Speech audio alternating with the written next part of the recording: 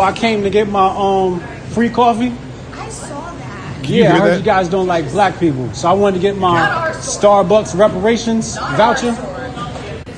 What's that? Is that a real thing? It's a real thing. I mean, I'll give it to you. I saw that on my Twitter last night. I was like, Yeah, I need a free I'll coffee. give you a free coffee. That's what I'm talking about. This is justice. Where was it? It's a free coffee video. Really? What? Are you serious?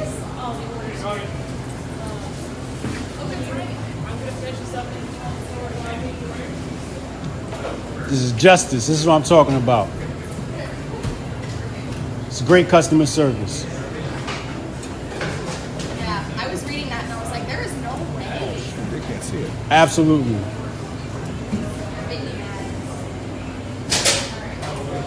Could you imagine? Never here. You just throw some milk in it? Sure. What kind? Whole. Yeah. She was giving you choices. Reparations, man. Gotta get my reparations for being black in America. Black Lives Matter. What? Do you have any flavors in it? We got caramel, hazelnut. I'll take caramel. Caramel?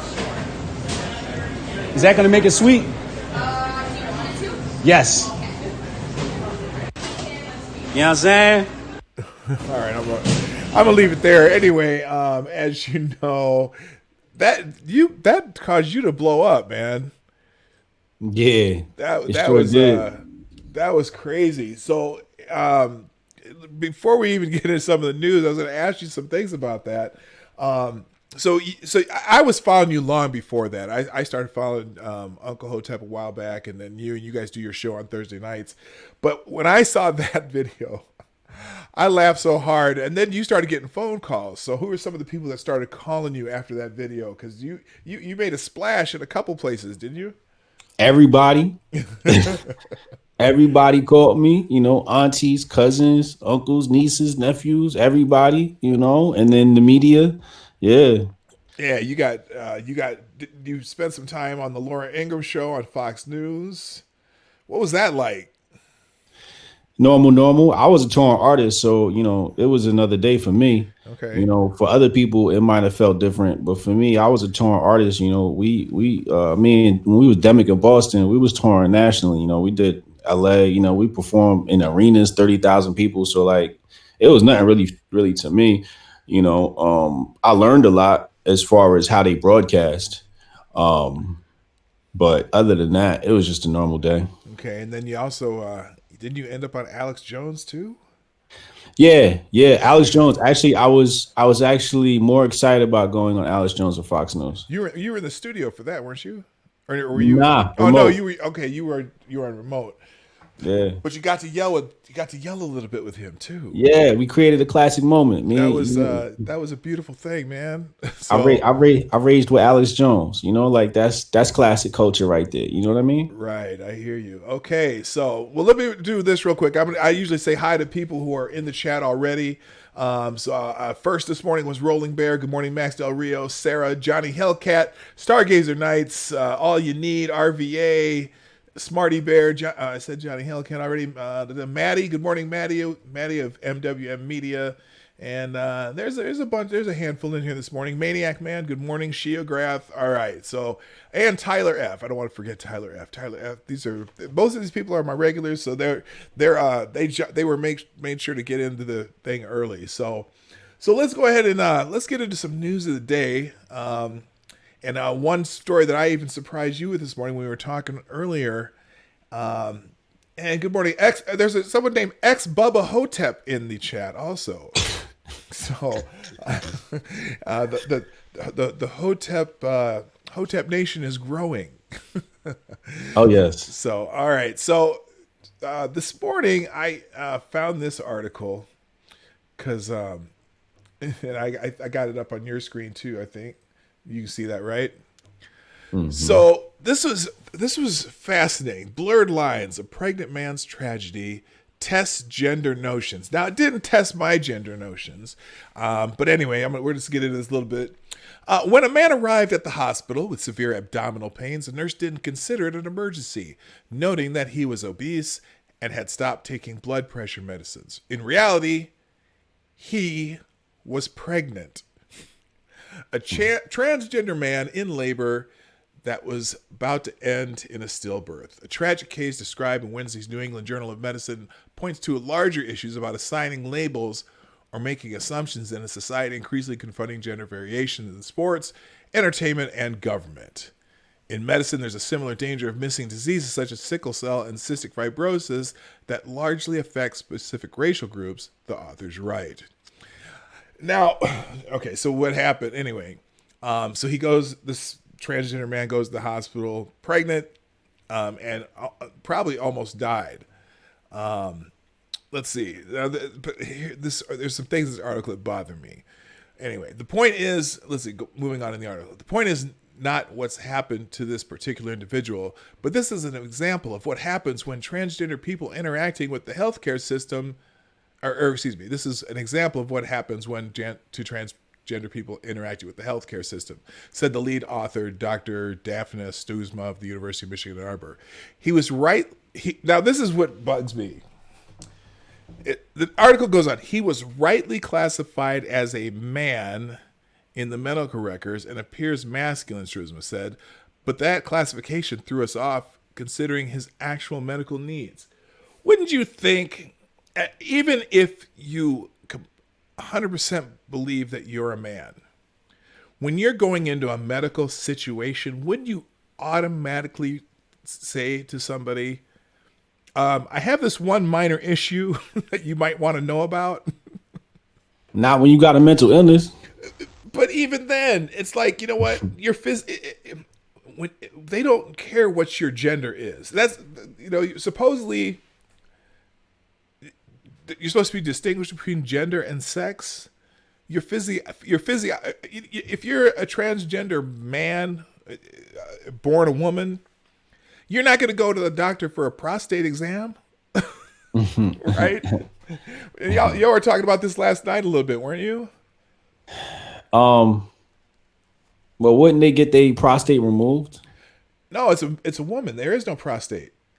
It's not a transgender woman who was a man. It's a transgender man. This is a woman.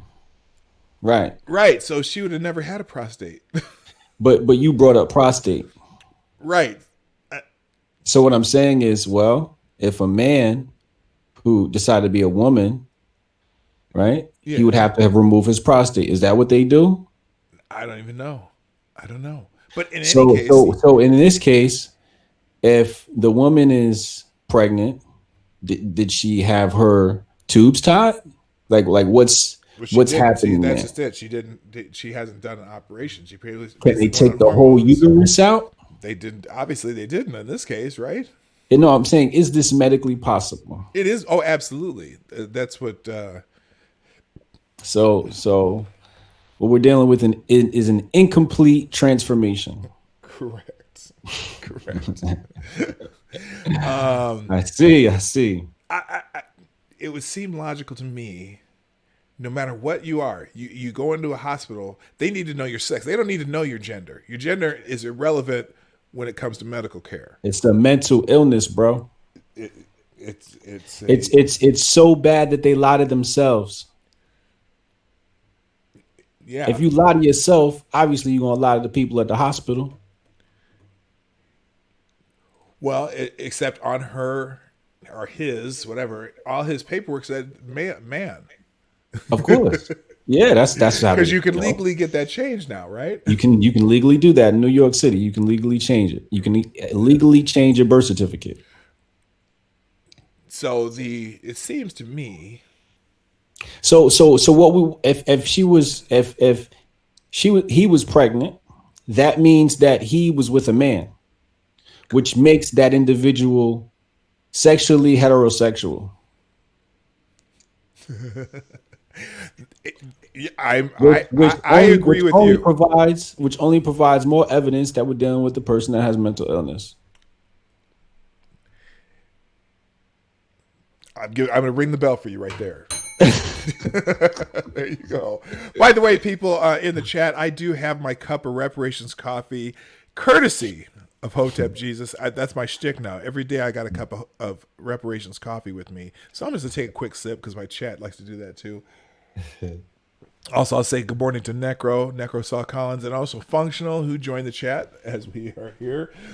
Yeah, man. It's there's so many things that happen. It's nonstop. Every day we hear something about the gender issues. You know, whether it be in sports or this case, it's crazy, man.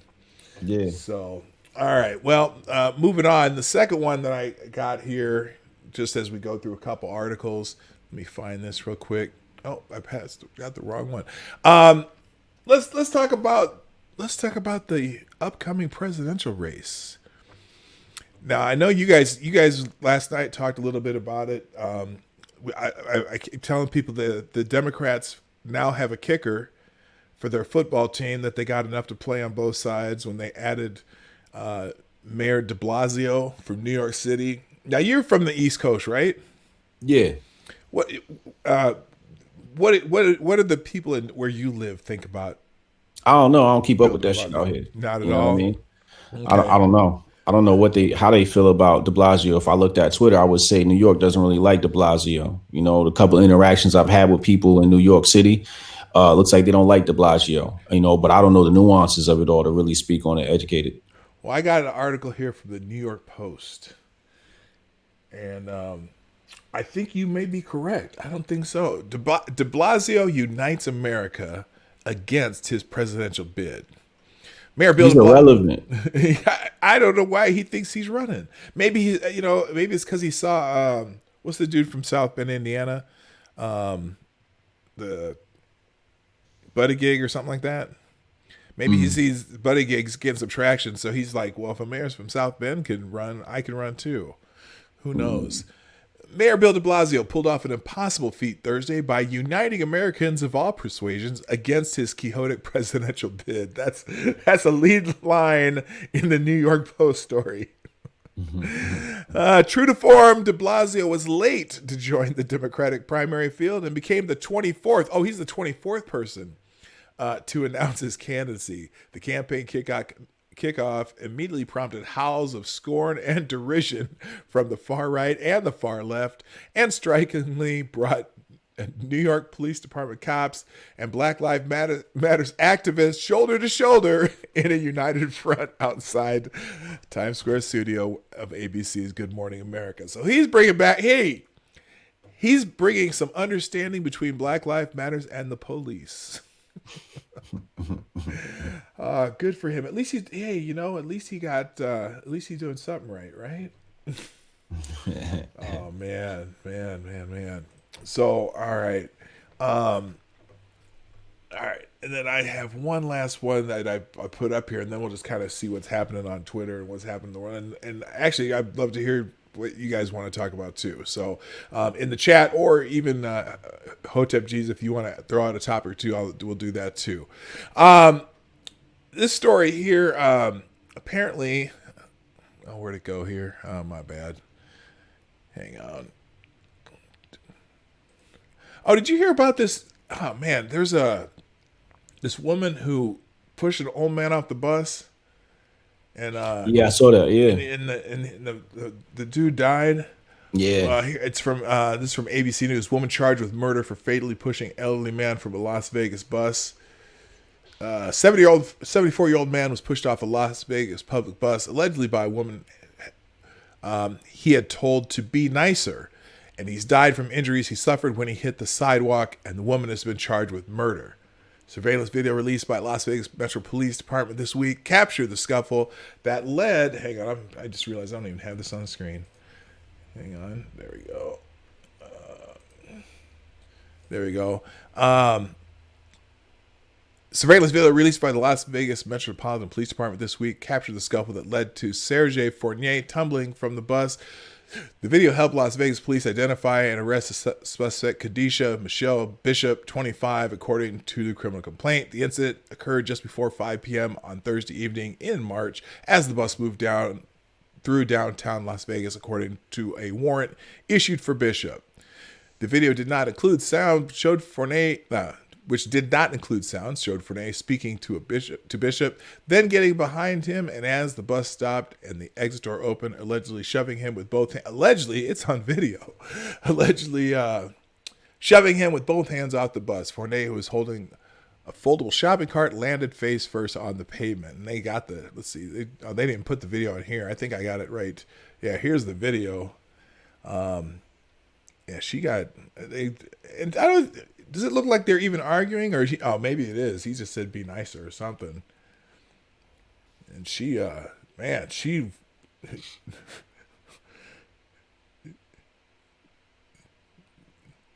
she gave him a shove too. Anyway, that's unfortunate, man. You know, people just gotta be nicer, right? Damn. Yeah, I think it's just a case of, you know, you don't want to let temporary emotions land you in permanent decisions. Yeah, definitely, man. All right, so you know, you let your emotions get so much control over you. You're now looking at a situation where 30 years of your life is taken away. It's a price to that's a large price to pay for, you know, 10 seconds to sit down and breathe, you know, right, and just think over like your next action before you make a move like that. It's crazy, man. Yeah, unfortunately we see a lot of that kind of stuff, where, you know, sometimes just having a cooler head and just say, or just not worry about what other people are doing or saying too. You know, it's, you know, we make too big a deal about what people say to you, and you know, yeah, I don't have them type of problems. You know what I mean? I have a lot of interactions when I go to New York City. You know, it's been several times I've been in New York City and people have fucked with me, and I've been able to de-escalate with 100% rate. And I think it just comes down to intelligence. Yeah. You know, a lot of times it's intelligence, and it's not just like when I say, you know, educated, it's emotional intelligence. You know, a lot of people don't have emotional intelligence. A lot of people don't know themselves. A lot of people have insecurities. Insecurities can land you into some weird situations with people. You know, one time I was coming off of a train, walking to work, and I had my breakfast sandwich. I balled up the paper bag, and as we exited the train, we were walking up the stairs, and this, you know, rows of people. So I go throw the bag over everybody's head into the garbage. It misses, and I keep it pushing. I keep walking up the stairs. It's New York City, right? Mm-hmm. So we walk, and we going up the stairs, up the escalator. And this lady's like, "Oh my God, I can't believe you just did that." Da, da, da. Right? So I had my headphones on. So I took my headphones off. I said, "What's your name?" She said, "I can't believe you just did that." I said, "What's your name?" She's like, "Da, da, da, da." And I just put my headphones back on. Like until we like, I think at the top of the stairs, she was still going. And our last words I said to her, I said, "Well, who are you? Who are you?" Like before we even have an interaction, let's introduce ourselves. Let's get to know each other. Do you have any authority over here? Are you about to cite me with a ticket? Like, why are you even talking to me? Like, who authorized you to have a conversation with me? Who authorized you to approach me like that? You know what I mean? So I don't think we have to give everybody our time of day. If an old man say to me, "Be nice," you know, maybe she wasn't being nice. Maybe she needed to chill out, but stop messing with people. You feel what I'm saying? Right. All right. Let's hey, next topic, and one you guys brought up last night. Maybe you can fill us in on the story too, because I haven't heard as much about it. But well, first of all, tell everyone what you do on YouTube. I know you have your YouTube channel. I don't do shit on YouTube. Hoteps Been Told You. I don't do shit on YouTube. Fuck YouTube. No. You know what I'm saying? I got a show every Thursday night with Uncle Hotep, but fuck YouTube. And where's that show? It's on YouTube, but fuck YouTube. That's all I meant. You know what I'm saying? BrianSharp.co. Get in tune with me. I have 2 apps right now. One of them is in the App Store. 3.0 is coming out. Gifitize. Super live app. Basically lets you download videos and GIFs straight from the Twitter timeline to your iPhone. Android version coming soon. We're working on it. Very nice. Then we have Coinbase app. We are allowed to basically what we do is we handle all your Bitcoin transactions for you. We do dollar cost averaging investment strategy and handle all your Bitcoin investing. Most of our investors that, started with us early this year, obviously, with the recent Bitcoin news of it hitting 8,000 and right now it dropped down, I think like 7,200 or something like that, whatever it is right now. Mm-hmm. Our people are still up because we're going with the dollar cost average investment strategy. So the CoinbaseApp.com, that thing is popping as well. That's what I do. I market products and I market services. I love the tech space. I like the tech space just because of its speed. How fast we can issue a new product to the customer at such a low cost relative, using time as a cost. Because physical products, it costs a lot of time, not only the monetary thing, but, physical products, you got to send it to the packager. The packager has to print it off. You got to send it to you. You got to, that mail time to get to you, even if it's 1 day courier, cost went up. Then, you're looking at it package. Do we approve it? All right, let's approve it. Or now we got to fix the labels. They got to run it back. It's a lot of problems. With digital, you kind of just issue that shit. As soon as you fix a bug, you just issue it. You just push it to the app store or whatever. So I love the tech space. With the tech censorship that's going down right now, I feel like it's very important that anybody who doesn't like tech censorship to get involved in the tech industry, period. And I think there's two basic ways of doing that is, or maybe three, but it's actually working in the industry. And the other one is funding the industry. So if you don't want to work in industry and you have capital, you should fund people that are in that industry that have your political views. I think that the so-called right has the same problem that the Black community has of being suppressed and oppressed by the high class ruler. And I think the solution to that is the same as the Black community for white conservatives is to build your own shit. Build your own shit. That's that's a message. That's a Hotep message right there. Build your own shit, right? Yeah, that's what we all about, Right. If we had a slogan, be build your own shit. So, you can bitch, you can cry and complain. A lot of conservatives, they say, how come you don't say nothing about the tech censorship, da, da, da. I'm like, yo, the same reason why I told Black people don't complain about racism, the same reason why I told Black people not to complain about white privilege. Well, it's either you going to complain about it or you going to do something about it. So it's like, are y'all still going to sit here and bitch about tech censorship, or are you going to support people that are in that space? I'm in that space. You can support me. You know what I'm saying? There's a lot of people in that space that have your views. And it seems like people like Andrew Torba as well isn't getting the support he needs. I'm not getting support I need or would have if we were liberals. Right. Or if we agreed 100% on political ideology, it'll be completely different. But it seems like everybody's just more comfortable complaining. And the truth is the complaining is what fuels your oppression. The political pundits use the complaints to keep people engaged, and the political pundits is getting paid, but your country's getting worse. The more your political pundits getting paid, the worse your country's doing, because all they feeding you is fear. It's the same Sean King DeRay tactic. Let's just feed them fear all day. Let's just throw them all the things that are wrong with the country and have some reason to rage online. That's the perpetual cycle that conservatives are in. And I saw it in the Black community and I'm disgusted with it. So, I occupy a space where we don't talk, we just work, and that's why I said, fuck YouTube, because one day we ain't going to need YouTube. Right. Everybody will be, every platform is going to be divided politically. That's how the future is going to be. Every platform is going to be divided politically. If you don't agree with what the mainstream says, you won't be on the mainstream platforms. There will be underground platforms for every, political ideology. You'll have your anarcho-capitalist. You'll have your right-wing conservative, whatever it is, your libertarians. That's just how the internet's about to go. So it's like either you're going to be a part of that now or you're going to be, trying to catch up later with that. Right. No, I say this all the time that, unfortunately, we have activists that like to tell us we're oppressed. And right. if you tell someone over and over and over they're oppressed, what's their incentive for actually doing something good? What's their incentive to even try? And I'm like, you know what? I don't care who you are in America. you're not oppressed at all. Compared to other places I've been, Correct. I mean, I have family in Nigeria. I spent some time over there, and they're not oppressed. But as far as opportunities, you've made an opportunity for yourself with your Coinbit app. What's the other app called again? I haven't heard of that one. I've heard of Coinbit app. It's Coinbit app and Jiffitize. Jiffitize. How do you spell that?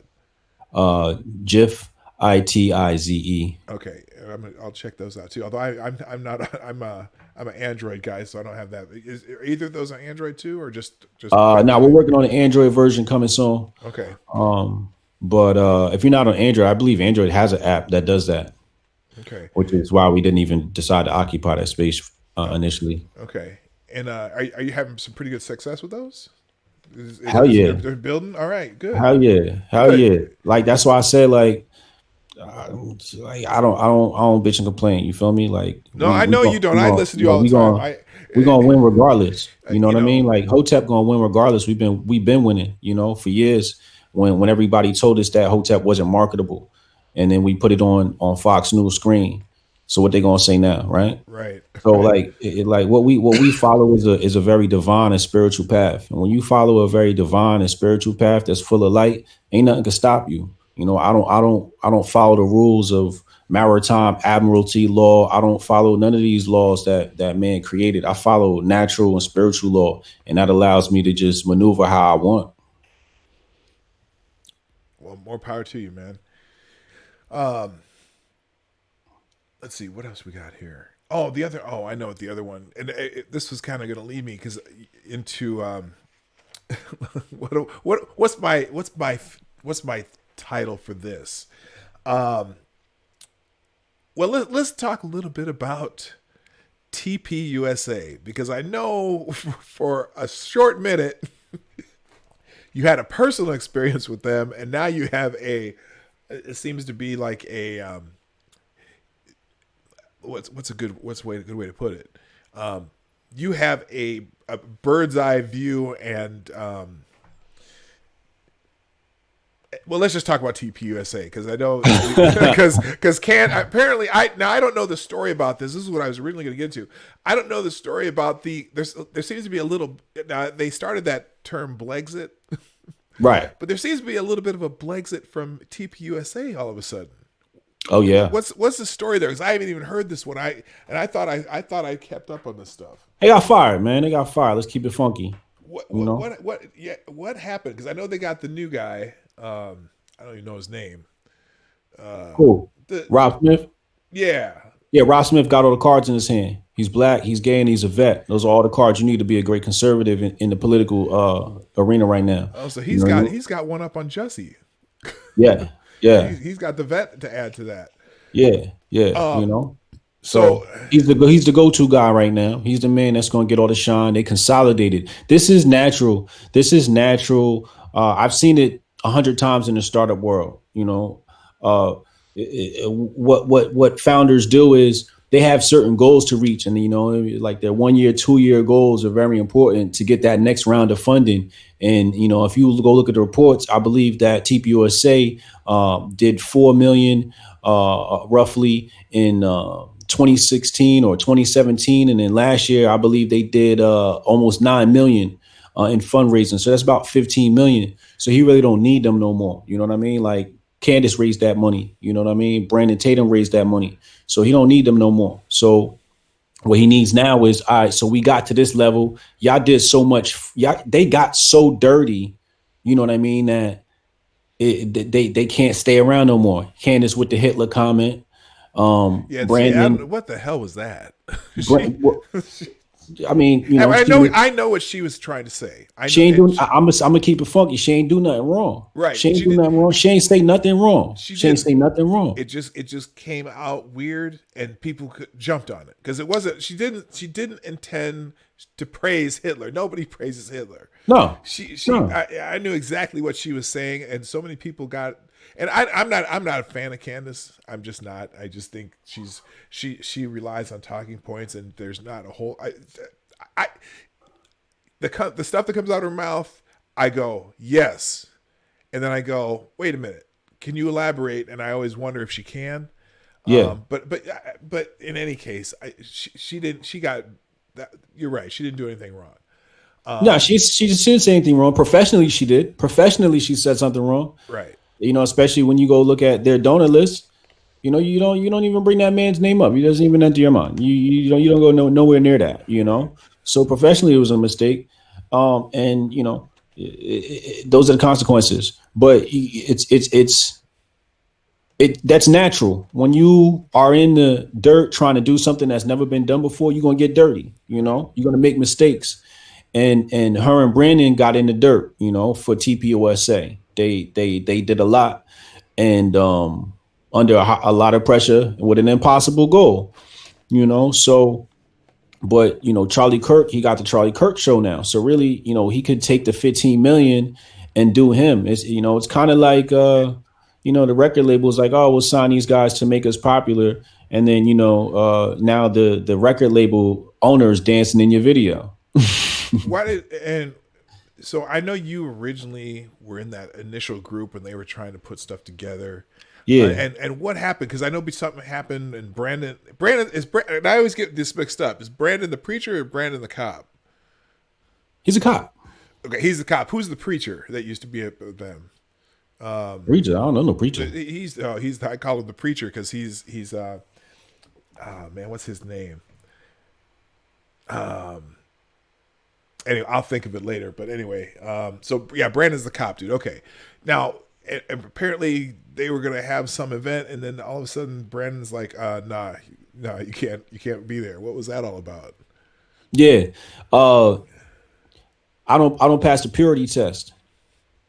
You know, not everybody's built to be a pawn, and TPUSA needed pawns, and I respect it. You know, I'm not somebody's pawn. So when they realized that, they sent Brandon to send me the bad news. Allegedly it came from the White House, from some sources.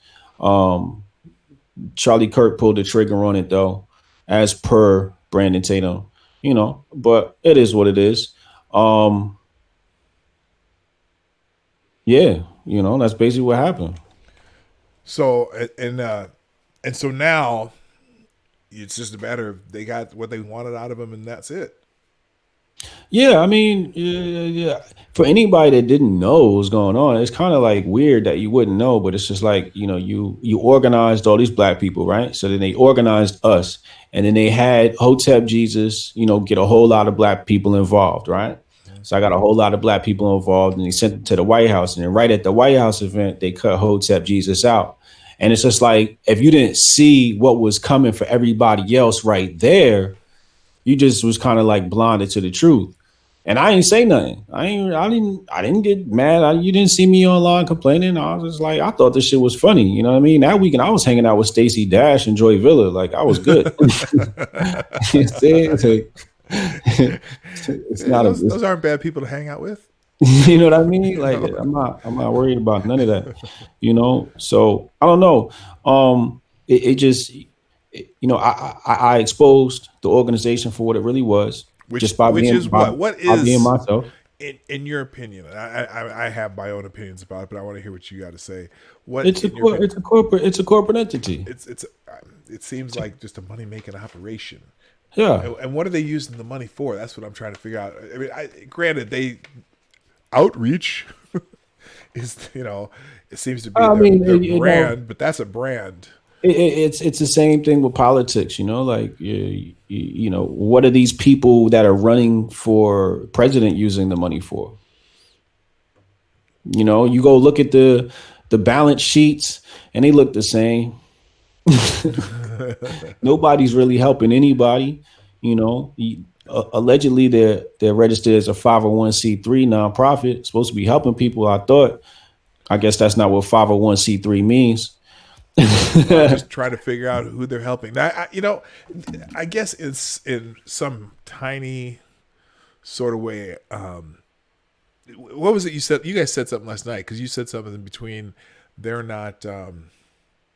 What was the words you guys used? I was listening to y'all last night. By the way, tell them when your show is. It's what night your show? Every Thursday, 8 p.m. 8 Eastern Standard Time. Okay, so 8 o'clock Eastern, 7 o'clock Central. on YouTube, on Hotep Jesus channel. Your channel is called Hotep Jesus. Your Twitter handle is at Vibe High, VIBEHI. Looks like I got to hang on a second here. Oh, I forgot to shill. But someone, hang on a second here. I got let's see. Oh, let's see. I don't know what that ringing bell was for. Anyway, sometimes I get bells that I don't know what they're for. Yeah, so Thursday nights, 8 o'clock Eastern, Hoteps Been Told Ya is their show. Y'all are funny too. You know, I laugh because when they had you on Fox News on the Laura Ingraham show, they described you as comedian Brian. What's your last name again? Brian Sharp. Brian. They described you as comedian Brian Sharp. Right. Now, is that how you described yourself, or did they just come up with that because you're so funny? No, I'm a Renaissance man. You know, it's just that highly intelligent people are able to be funny. So there you go. You know, and I'm black. So when white people see black people be funny, they just think we comedians.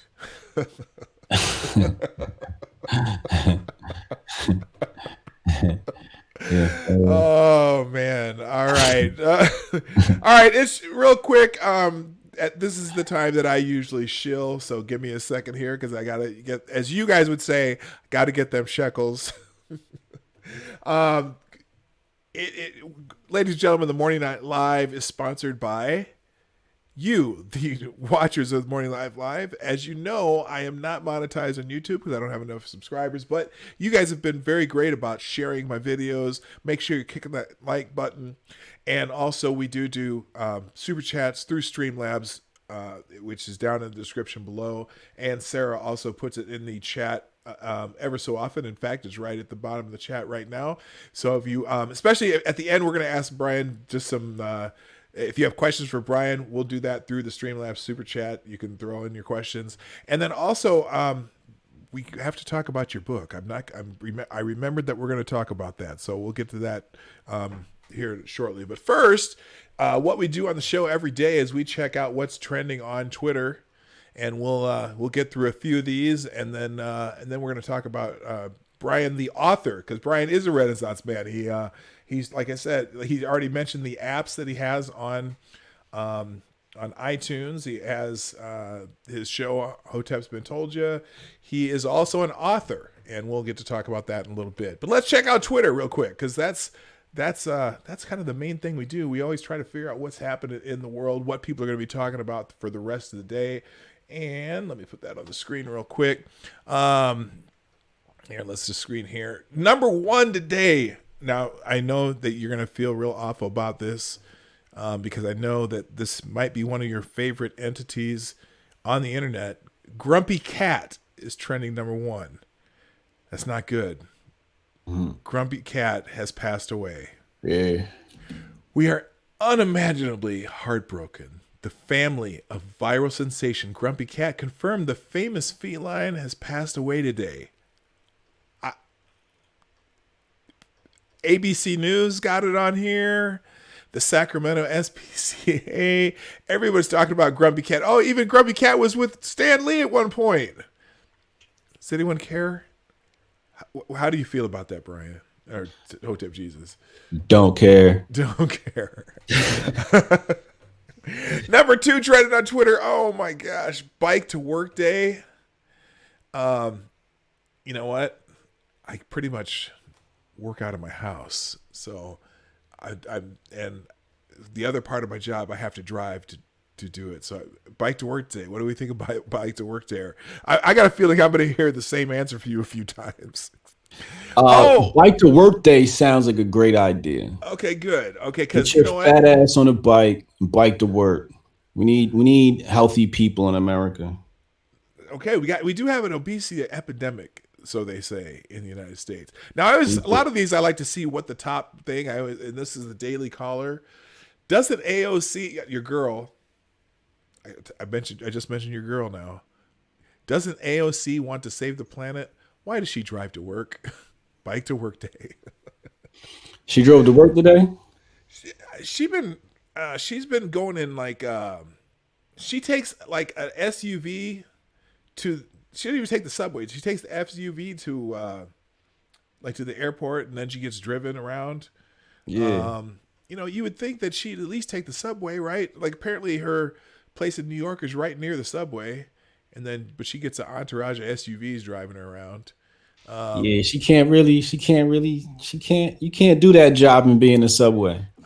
I would not You know, think that so. type of job, that type of job can't be done in the subway. You can't be losing signal to your phone. You on the laptop, you having meetings, you talking to people. You can't really, you kind of need to be moving around New York City in an SUV with a driver. Do they not have I suppose that the subways are a mess in New York too. And subways, it's dodgy. Some parts you got service and some parts is cut off.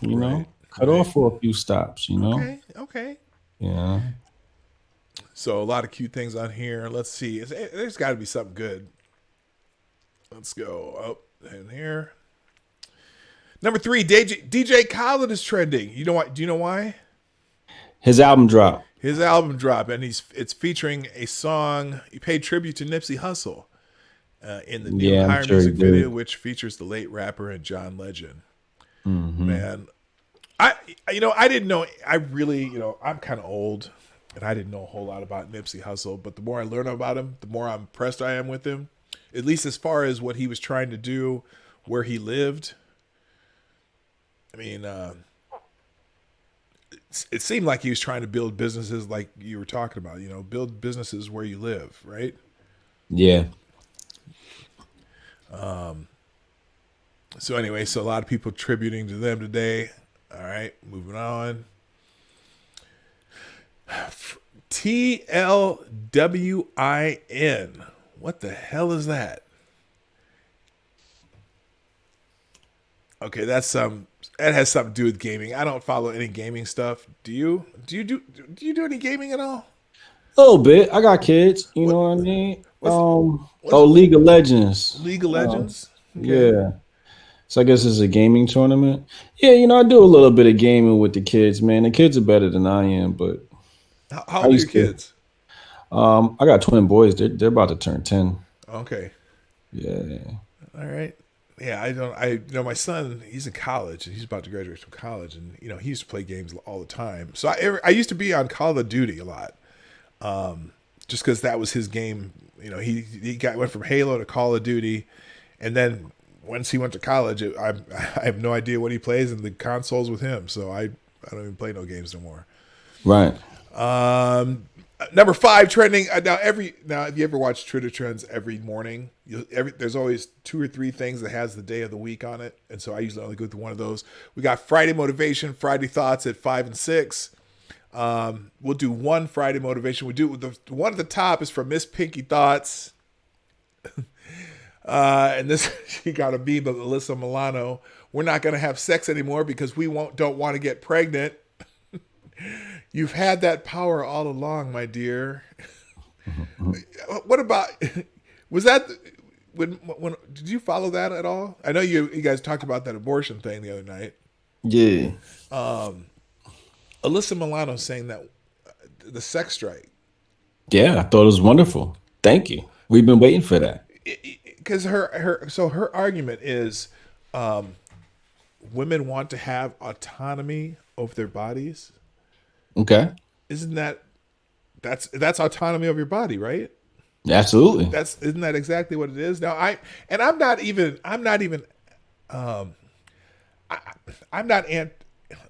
necessarily, I don't think abortion should be illegal personally, but the whole thing about it seems like who's it affect most right now? Who's what? Who is abortion affecting most? It's affecting us most because we're having so many, Who's us? I'm sorry, black people. Oh, It's like, is I don't know if I agree with that. You don't agree with that?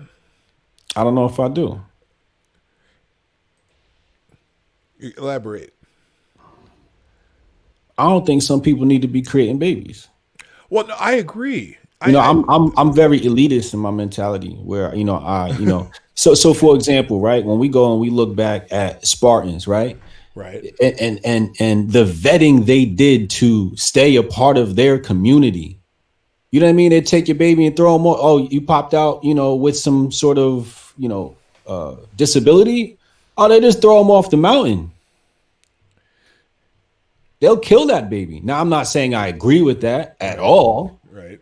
But I'm just saying some people are trying to keep their race pure and maybe this is a purification of the races. I don't know. I look at things very objectively, and the people I see going down there seem to be of poverty. So why would we want to increase the population and the poor gene pool of the people in these places? Like, why would we want to carry on their DNA into the future generations if that's the same DNA that's bringing us down? And I'm gonna move to a funny thing you said about this last night, though. You're like Thanos. Yeah, snap. Fuck it. give me the Infinity Gauntlet. The other thing too was, the autonomy that women should have with their bodies should have been prior to creating a child, right? You were prevention. What were you called? A poor vagina control or something like that? Poor vagina management. Poor vagina management and poor penis management. Yeah, that's the part that I'm more concerned with. I don't think that it should be illegal, but damn, can we figure out? And I'm going to use that now. Here's the thing. We need more proper penis and vagina management than we do. That would solve the problem. Here's the issue. I'm gonna tell you the issue right here. When men lost say so on how women should behave and portray themselves and dress, right? When we gave that up, men gave that up. We said, well, she came out the house with a skimpy dress on. Oh, she's going to hang out with the girls. It's her birthday. It's fun. That's the excuse to come out the house damn near half naked. I mean, the stuff that women wear today to the club that people would consider conservative was what a prostitute would wear in the 90s. I'm telling you the truth. I'm just telling you the truth. So when men can't tell women what to wear or how to dress or to be more modest, and this idea of cleavage and all this stuff and thirst traps, the result is sex. The women are selling sex, and the result of sex is pregnancy.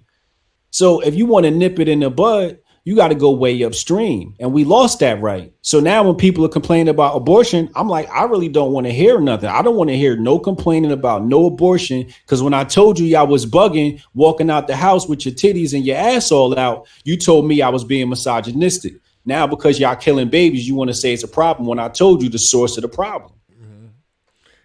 Yeah, and anyone who says, okay, that's victim blaming. No, that's not victim blaming. That's because we're not saying you're a victim. You went out because you're trying to find that. You didn't go out looking like that to not attract somebody else. And if you end up having sex and getting pregnant, and between the two of you, it's both your fault that you got pregnant because again, it's poor vagina management, poor dick management. But still, and then it's like, oh, I didn't want to have that. I didn't want to have that happen. Well, y'all did now. Real quick, I did have a super chat up here from Johnny Hellcat. Thank you for the $5, sir. And he says, hit that like button like a well-behaved individual should. No violence joke here this time. Have a great stream. I've got to go to work. Thank you, Johnny Hellcat. Have a good day at work. Yeah, man. That's why, I mean, the people who are anti-abortion and anti-birth control, you've totally lost it with me.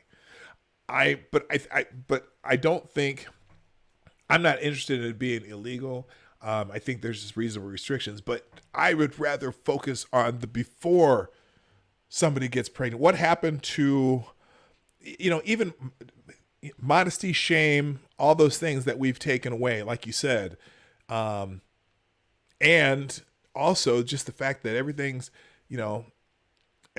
everything can happen now. That's A what the problem woman, is. when you get married, the ring was supposed to represent her virginity, right? And it was supposed to represent the wealth and security you promised her. It was like a deposit. But her promise back was that you was the first one to penetrate her and the only one to penetrate her. We've fallen way far from tradition. Half these women ain't qualified for marriage. Right. Right. So And we've allowed women to dictate and lower the bar for what men should accept. And we ain't gotta accept it, fellas.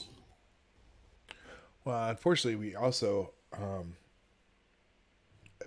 And that's why I'm writing my book on masculinity, because I'm going to tell men exactly how to act so we can fix these women.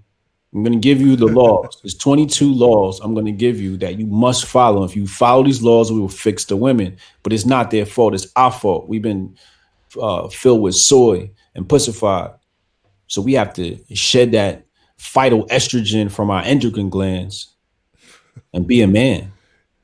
well, Grab your components. and I do want to get into your book in a second.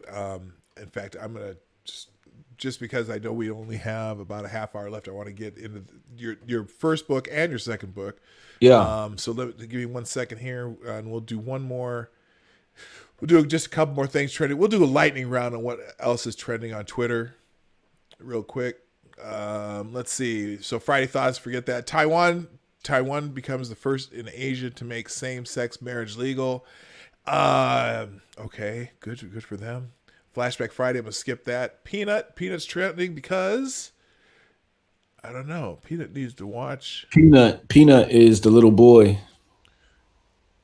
Is the little boy that adopted by a white family and helped the little girl up onto the swing. Oh, I see. She's that. still on his back. Okay.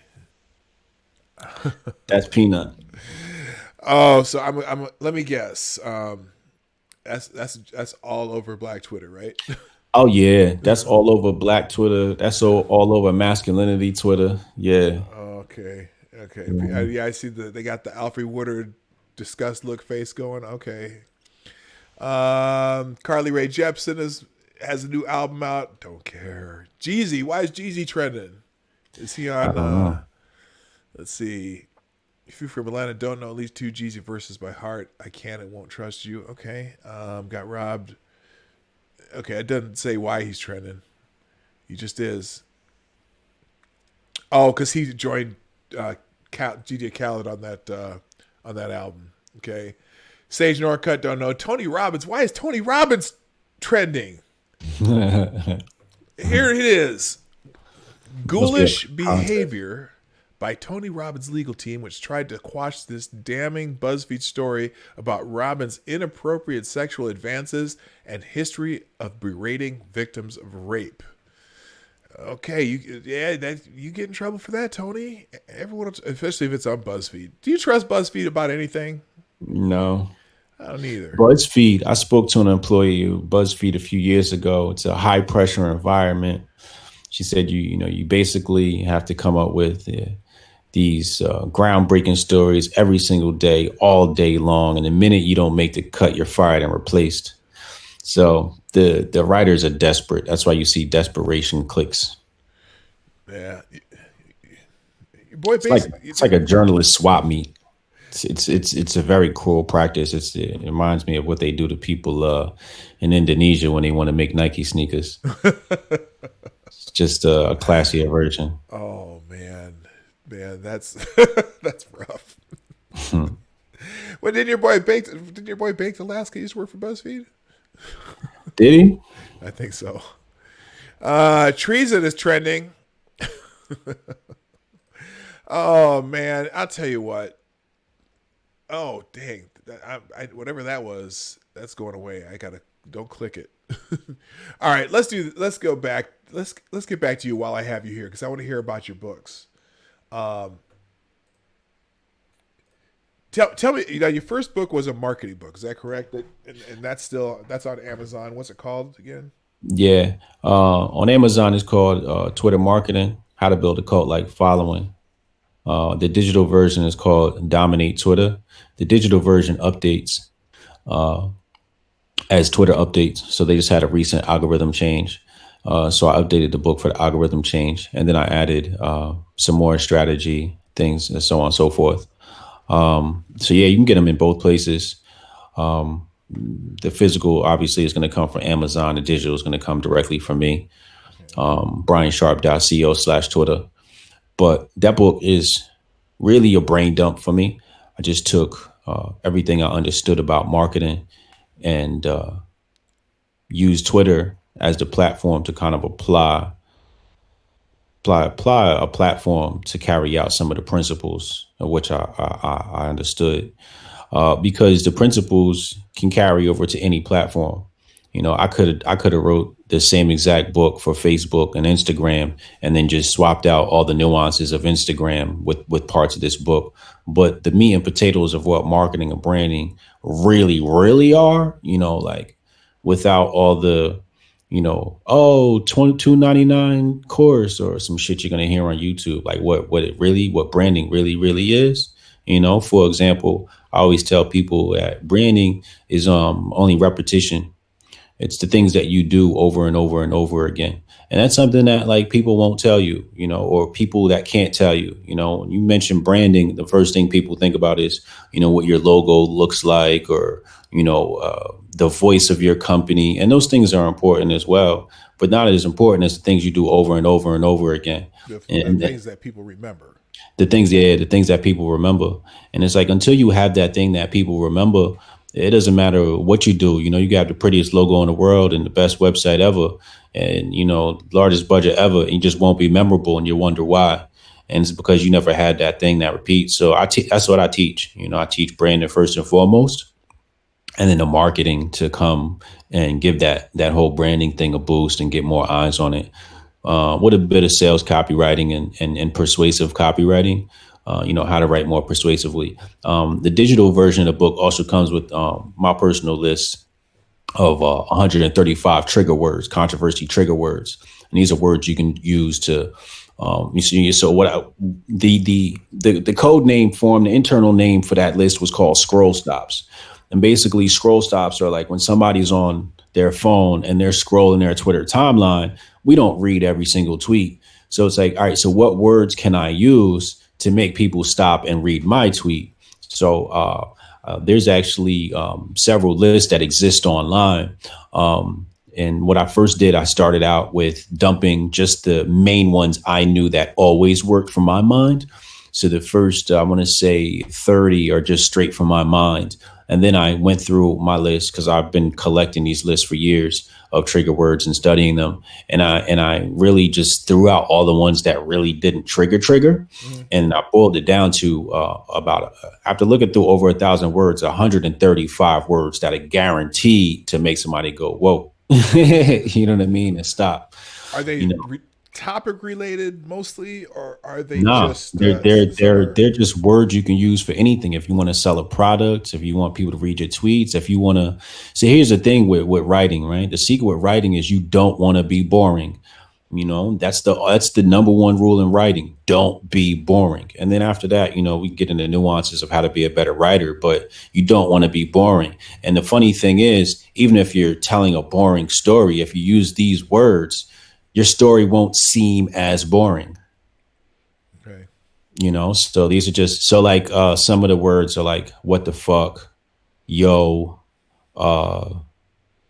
damn, stop. Like those are like some of the initial words. And then it's just like, it just grows from there. Red pill, like, black. Nah, black didn't make the list. No. Oh, you said red pill black. That's a stop word. That's how she blew up, though. Yeah. Those 3 words are the reasons she blew up. I've been on Twitter for, I don't know, 8 or 9 years, and I guess YouTube just for a few years. And I've never wanted to be called a black conservative. Right. But if I just ever decide, all you got to use those 2 words, and that gets you attention. Yeah. But I've never used those two words together to describe myself because Right. I don't want to be pigeonholed into anything. Yeah. But yeah, I see what you're saying, and that's a reason. That's a reason right there just to buy your book. Yeah. Yeah. So, the list comes as a companion. And for the people that bought the digital book already, when I put that list out, they didn't have to pay extra for that list. I just uploaded it and then I sent them, the list free. Right. So anybody that buys the digital version of my book, you get the updates throughout the years and whatever else I think needs to pack it out. Because honestly, that is my brain dump. And I created it for myself. The book I actually didn't create to sell. I created it for myself because I got so good at Twitter that I got so good at Twitter. I was like, well, what can I do to lose followers? And then what'll happen? And then like what happens when I lose followers? Like, could I like blend followers? So like now I'm experimenting with this thing, like, so like I'm layering my followers to it's like, okay, now I can say things where today I can just attract a total liberal crowd and still be myself just by going at conservatives, you know what I mean? Right. And I can like totally like balance out my crowd. And then tomorrow, those liberals that just followed me yesterday because they saw me cursing out conservatives, I can now talk shit about liberals and then they get pissed off and they're like, rah. Yeah, I was going to ask you about the cull. Yeah. Because I've been as I've been reading your feed, you've been kind of culling the herd a bit. Yeah. And Yeah, I expose people. That explains that right there.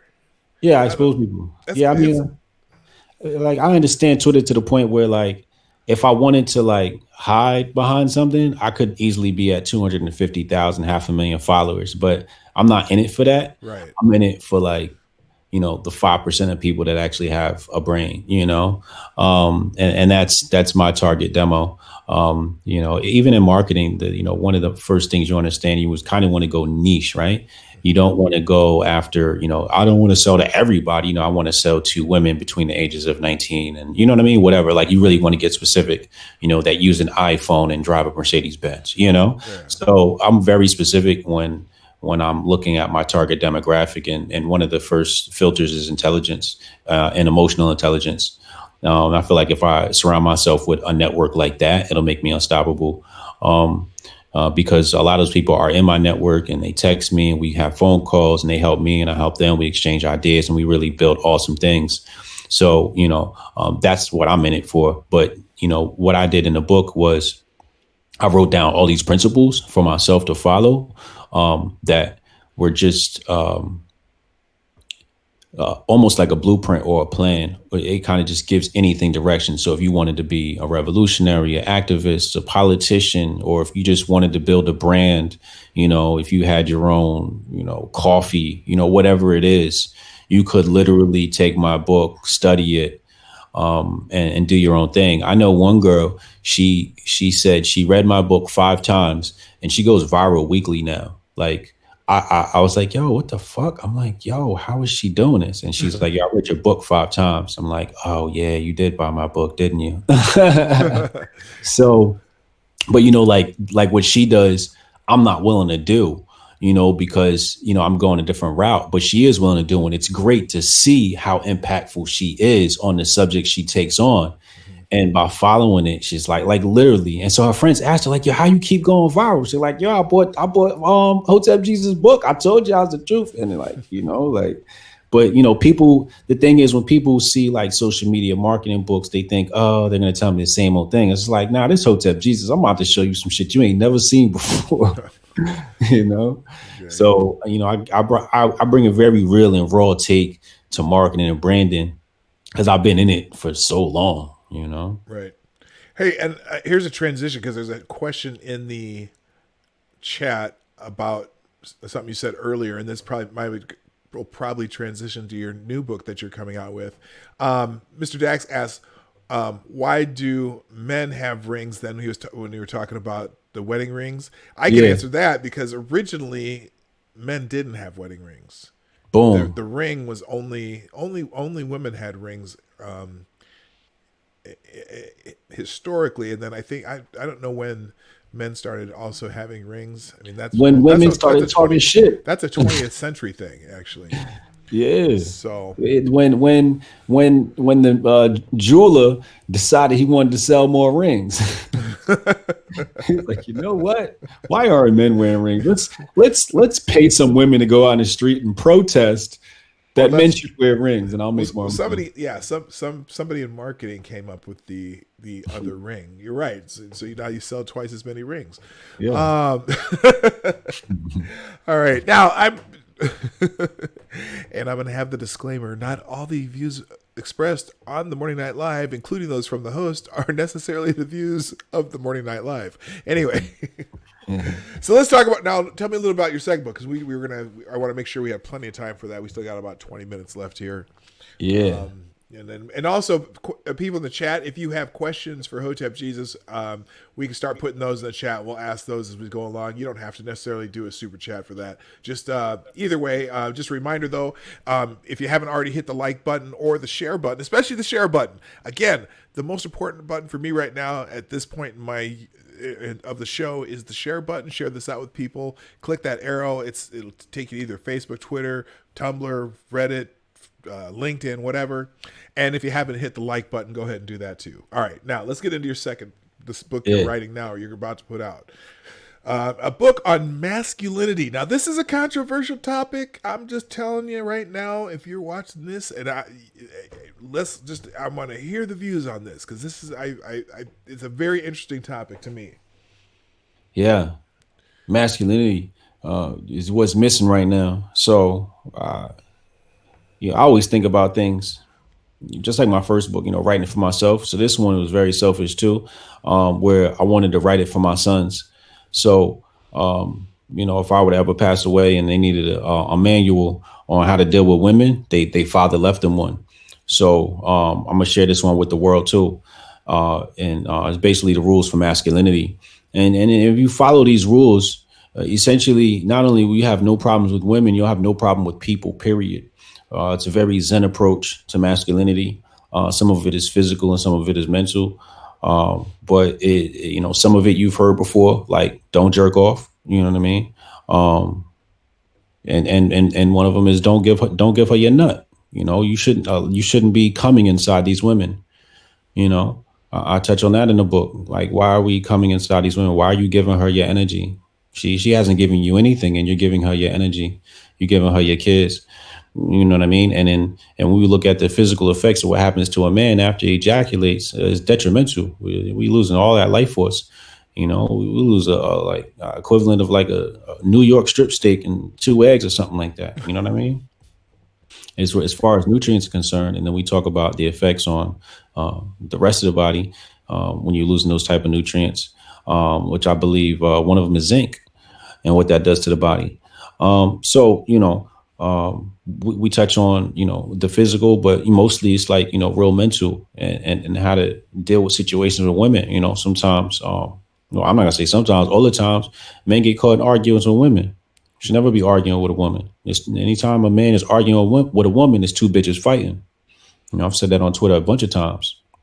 So it's like, all right, well, it sounds good, Hotep Jesus, sounds like that, but I'm still going to be arguing with my woman. It's like, no doubt, I'm going to tell you how to handle that situation. And I'll break down that whole dynamic of how to handle an argument with a woman. And then they always say, well, you can't win an argument with a woman. And then I'll give you the secret on how to win an argument with a woman. So we hear a lot about in the current day, people, feminists, for example, like to talk about toxic masculinity.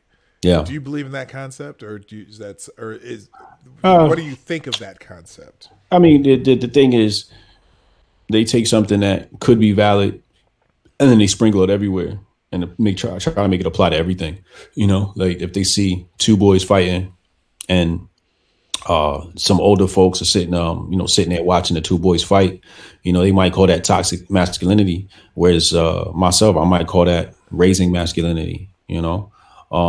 A lot of times, that happens with every mammal in the animal kingdom. That's just, isn't that? I mean, it tends to be rough play and not fighting. I mean, I really don't like reducing ourselves to the animal kingdom, although we are a part of it. Well, I do You only know, say that because you never hear them say, "Oh well, the two kittens over there, ref playing is wrong." You don't try to yeah. stop them. Why But do then you? they're gonna tell you science not real, Well, that's true too. Sometimes. right? You know what I'm saying? Are they gonna say, well, are you an animal? Are you a kitten? You're not. You should be acting a certain type of way. And it's like, well, all right, well, let's talk about that. Let's talk about how we should be acting. And it's just like, if everybody else out here is ready to whoop somebody's ass and your son isn't able to defend himself, you might not have a son. you know Right. so boys. And also it's also about de-escalation and conflict resolution. So for example, you got a Chinese dude who walks into a police department. It's one of those Asian nations, and he walks in with a knife and he threatens the cop. The cop sits on the table. He's mad comfortable. The cop completely de-escalates the situation. The guy breaks down crying and he buys the guy coffee. But the cop is only able to do that because the cop's not afraid of him and that knife. He's like, I could whoop this dude's ass right now. But it's not about that. You know what I'm saying? Right. So sometimes being so well trained isn't about hurting people. It's about not hurting people.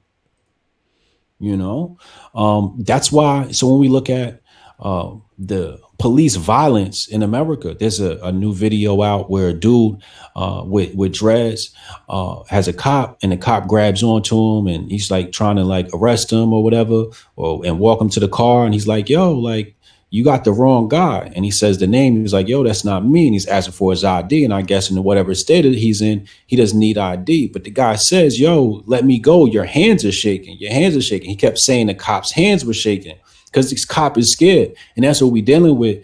I tell a lot of people, they say, well, this was racially motivated. I'm like, sometimes it is, but a lot of times it's just because the cop is just a bitch. You know what I mean? Like, they go through 1 year of like, police academy training, and the next thing you know, they were a cop. And it's just like, nah, like, did he get it? Did he really weren't ready? You know what I'm saying? Like, did he really get his ass whooped? Like, he might need his ass whooped. You know what I'm saying? To really like make a man up. So, that's the problem. These cops are very, very scared. And the problem is when you have the media portraying black people as violent, then when he sees that, or the music is portraying black people as violent, when he sees a black man and he hears all these stories, he's already on guard. Black people are on guard around black people sometimes. You know what I mean? So it comes down to that whole fear thing. So if your masculinity, that's why I never have any problems in the streets, and I never have no problems around people, because my masculinity is very secure. So no matter where I'm at, I'm not gonna have any problems, because I don't carry the bitch gene, But it's also about understanding people, man, and understanding yourself. But when your masculinity is secure, you damn near unstoppable. So what are some of the other topics in the book? Well, I mean, let's talk about the boys, right? So the boys are fighting, right? The boys are fighting. And then the woman says, oh, stop them fighting. So we oblige and we allow them to call that toxic masculinity. Then here come the abortion topic, and the woman tell you can't tell me nothing about my body. Well, how come men never told the woman, you can't tell me nothing about how to raise this boy? See, we've allowed women to come and tell us what to do in our arena, and we're not allowed to tell them what to do in their arena. That's just the imbalance in masculinity. And this is the importance of so like one of the topics in my book is like, you got to be able to tell a woman no. Like, if you never told a woman no before, are you even a man? No, you're not. You ever turned down sex before from a woman? No, you haven't. You're not a man. You're not a man. You're not a G yet, man. So I teach people how to get to the point where you could turn women down for sex. That's a lot of it is how you control yourself, basically. Yeah, it's rules for masculinity. It's rules for yourself.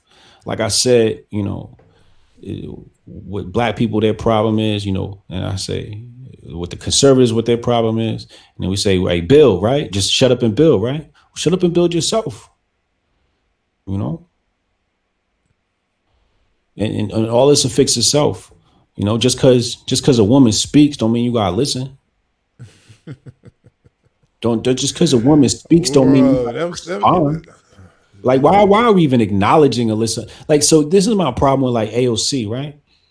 So AOC gets up on her soapbox on Twitter, and everybody like acknowledges her existence.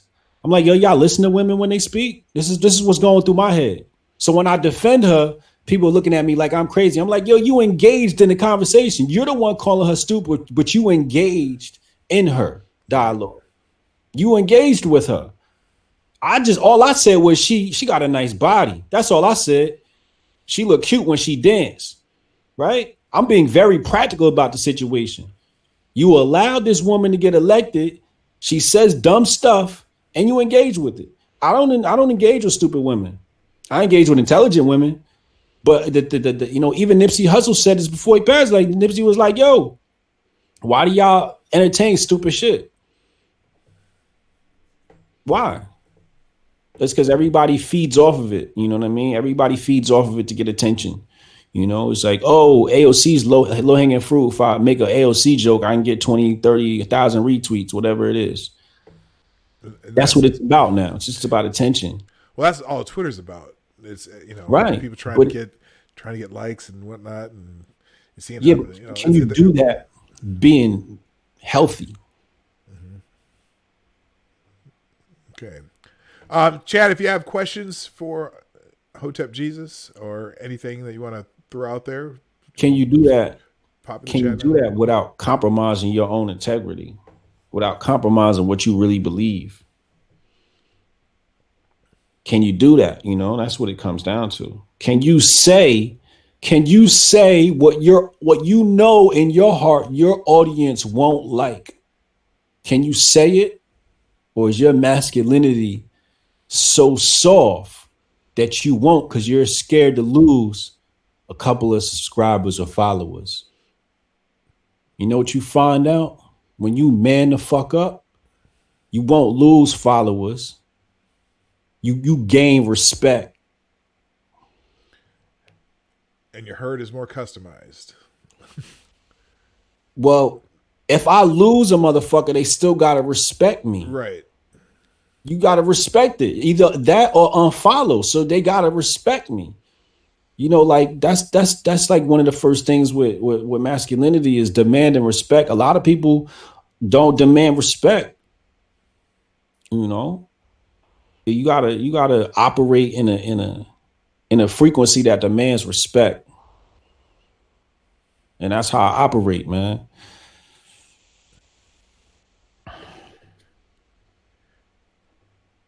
And I think, you know what?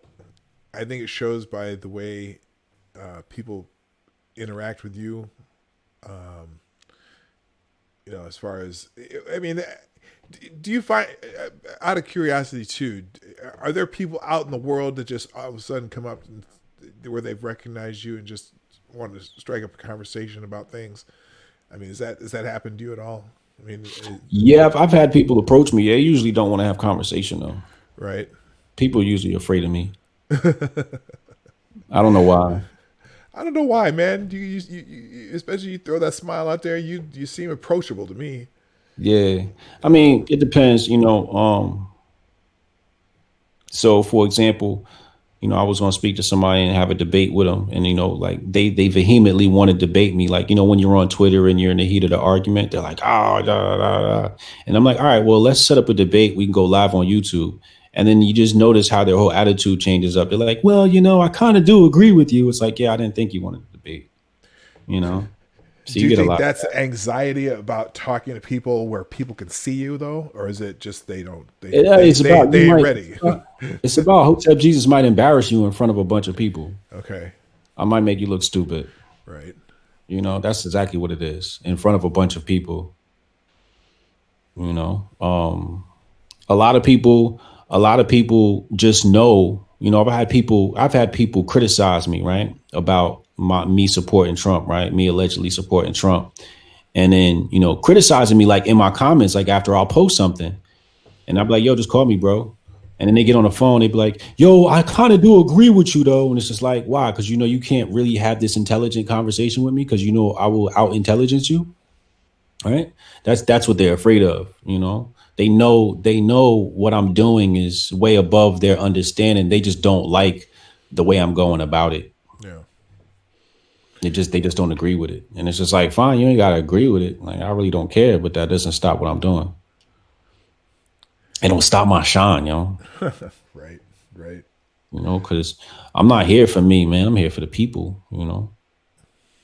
So let's finish up with something you brought up there. How did you come to end up a supporter of the president? Oh man, where did that come from? He was running against Hillary Clinton. It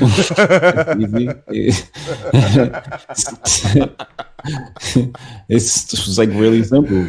Oh, yeah. He's growing on me. Yeah, I mean, he's an asshole, and I'm an asshole. So I like that shit. Like when he be on Twitter talking shit, I like that shit. Everybody like, president shouldn't act like that. And I'm like, I kind of liked it. No, he is. Who was it the other day? So no, he's a G. He's a G. He don't take no shit at all. Yeah. Someone come at him and he's right on. He's right back at him. Yeah. We've never had that. It's unprecedented. Yeah. And I feel like that's the most. Yeah. So have you ever read 1984? Right. Yeah. Like that. Like Trump committed a thought crime by being himself. Right. Right. Because what they want is they want you to not feel and only speak within a certain vocabulary, a certain news speak, as it was quoted in 1984. You feel me? And because Trump doesn't follow that news speak, everybody's used to the news speak, but Trump doesn't speak that. So when people see him do it, they're like, he's like us. That's not good. But think about that. You just said he's like me, and that's not good. What? Yeah, no, I think that's the appeal that keeps his base with him. Yeah. Yes. Because he is absolutely not the expectation. And I was talking the other day because I was laughing about all these Democratic candidates, right? And when De Blasio got in the race yesterday, one of the first things someone put on Twitter was, "Yeah, I can't wait to see De Blasio riding on a tractor on a farm in Iowa." But you know what? The thing about Trump that's different about other political candidates is you will never see Donald Trump riding on a tractor in a farm in Iowa in a flannel shirt. He's never going to do that because that's not Donald Trump. If Donald Trump goes to Iowa, he'll be there in a suit with a single color silk tie, being Donald Trump. Yeah. and Melania will be in heels. They might be they might be walking on a farm in the dirt, but he's going to be in a suit. She's going to be dressed the T. They don't try to be anybody else. Yeah. He's a New York Democrat. Yeah. And he will always be a New York Democrat, no matter what he says, what he does, or business. I'm not a Democrat, New York business Democrat. I know he's a Republican, but he's just him. Yeah.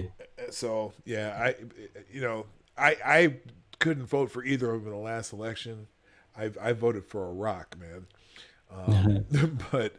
But no, he grows on. He's growing on me just because I think things are going well in the country, and I'm at the point where what, he may say a lot of crazy shit, but the country seems to be doing well, and people seem to be, people are starting to make money again and all that. I don't know. I don't know.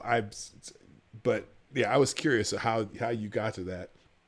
It was a really simple decision for me, man. I just was like, oh, Trump's gonna run against her. It's perfect, Hillary, like who likes Hillary? Like she's like, oh my God, it's just like what she did to Haiti, Oh, that's terrible. Terrible.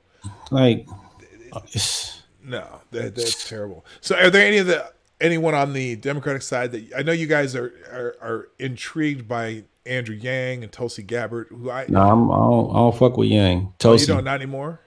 I never fucked with that Yang. was I killed Yang. oh, okay. That was Uncle Hotep that was Oh, that's fucking with right. Yang. That's right. He was. I killed Yang. I killed his steam. I killed Yang Gang. Did you? Yeah, and then Poso tried to take credit for it. Okay. What happened there? Tell me that story. I exposed Yang Gang. Like I said, I have a very intelligent network of individuals, and somebody tipped me off to this video of Yang Gang at a speech. He was speaking to some Asians, and basically what he said was white people are going to fall into poverty and they're going to want to kill Asians. So Asians need to vote for Andrew Yang. Oh, Yeah. come on. Yeah. That's, I'm paraphrasing, but that's what he said. So I posted the video online and exposed him and killed Yang Gang. And then Poso came in and tried to take credit for it. And then yeah. Okay. But and then Tulsi? What about Tulsi? Tulsi is so how I feel about this whole thing is, obviously all this stuff is a setup, was rigged. But I feel like the people have just as much power to rig it. Yesterday we saw an article from the Archimedes group out of Tel Aviv, and this lobbying firm and social media firm claims that they can change reality, and they did it with something like 165 accounts and some odd Facebook pages, whatever. And a cybersecurity team over at Facebook found this out, and they were election meddling. In African nations. What? I saw that. Now I can see where that might happen, where they said it was happening in some of those African nations.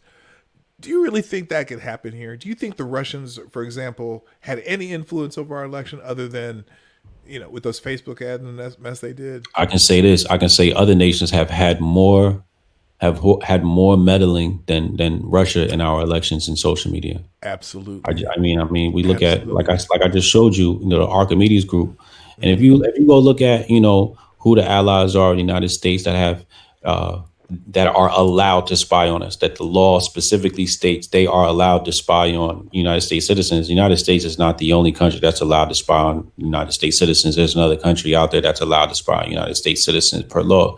So if my point being is, if the Archimedes group, just a group of individuals inside of a corporation can change reality, why can't the however many millions, 100 millions of Americans change reality, change their own reality? Mm-hmm. So I say, why don't we rig the elections and support Tulsi? If you had to pick a Democrat candidate, you'd be a liar if you said you didn't pick Tulsi. Democrats aren't going to allow that though. And I'm not. Now personally, again, the one thing I do like about Tulsi, and the one thing that would keep me from voting for Trump in 2020 is if we get into Iran. Right. We're going to Iran. We're going to Iran. Looks like it, but I'm just saying, if that was one thing that I liked about Trump when he was when they were going through the nomination process, is he was saying all these proxy wars and all that shit. Well, everybody says that. And now he needs to get. I wasn't mad when he put John Bolton in there, but John Bolton needs to go away. That stuff's way above his pay grade. He don't get to make them decisions. So, and that's one thing I like about Tulsi.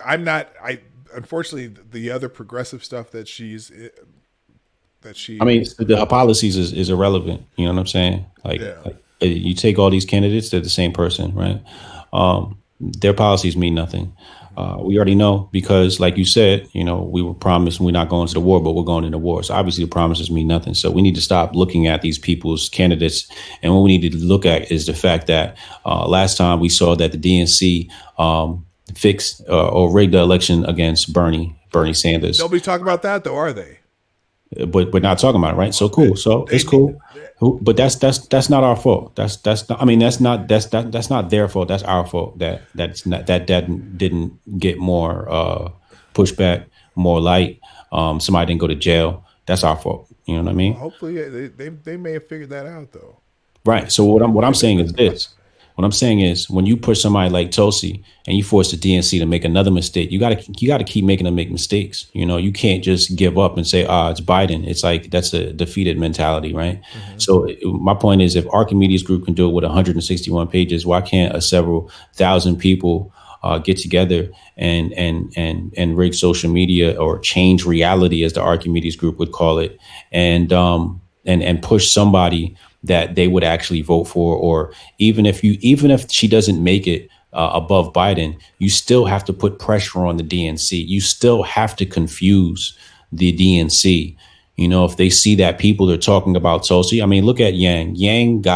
Why did Yang become popular? Why was Yang Gang a thing? It's because 4chan.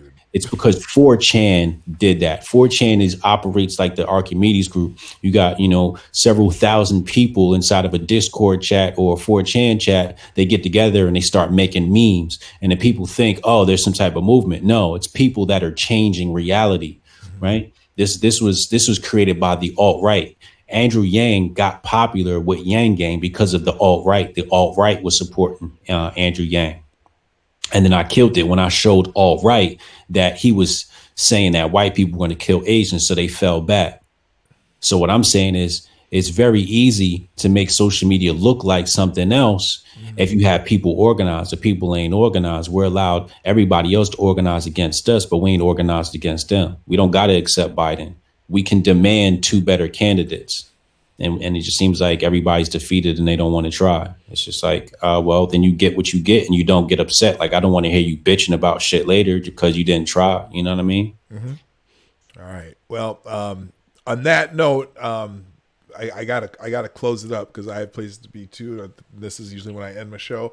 Hey man, I am so happy that you came here today. I appreciate it, man. I've been trying to have guests on Friday on a regular basis, and so I'm getting back into it, and you're kind of the first one I've had for a little while. But man, I don't have any questions in the chat. People will be kind of popping it out. But man, thank you for coming on. I really appreciate it. No doubt. Any final things that you want to talk about, or what you got coming up, or that things that people just want to know? Subscribe to my email list, man. Get on my email list, Brian Sharp, BryanSharpe.co, for my daily blast. You get all the news about my books and so on and so forth. Okay, and also, and Hoteps Been Told Ya. Hoteps Been Told You. That's every Thursday 8 night? p.m. Eastern time. Okay. All right. Well, thank you so much for being here. Hey, for people in the chat, thanks for being here. I know I missed a couple people. I see Mr. Dak showed up and a couple other people that I hadn't said hello to. But you know what? We'll be back at it on Monday. We're here Monday through Friday, 10 a.m. Eastern, 9 o'clock Central, 2 p.m. GMT for those people who are in other parts of the world that just got to know when we're starting. And thank you for coming to the Morning Night Live. If you haven't already done so, on the way out, hit the like button, share. And if you want to make a donation after the fact, you can still do that through the Streamlabs link down below. Thank you for being here, everybody. My name is Dawg Knight, and I am out of here. Bye. Hey, this is Dawg Knight, and I want to thank you for joining me today on the Dawg Knight channel. Before you go, if you like what you saw and you're not already subscribed, please make sure that you hit the subscribe button down below, and definitely click that bell that pops up afterwards so you'll be notified when I post new videos or when we go live. I broadcast my live show, The Morning Night Live, Monday through Friday, 10 a.m. Eastern, 9 o'clock Central, and 2 p.m. GMT. A special thanks to all supporters of this channel who share our videos on social media and who make donations through our Streamlabs link in the description below. Thanks again, and until next time, I'm Dawg Knight, and I'm out of here.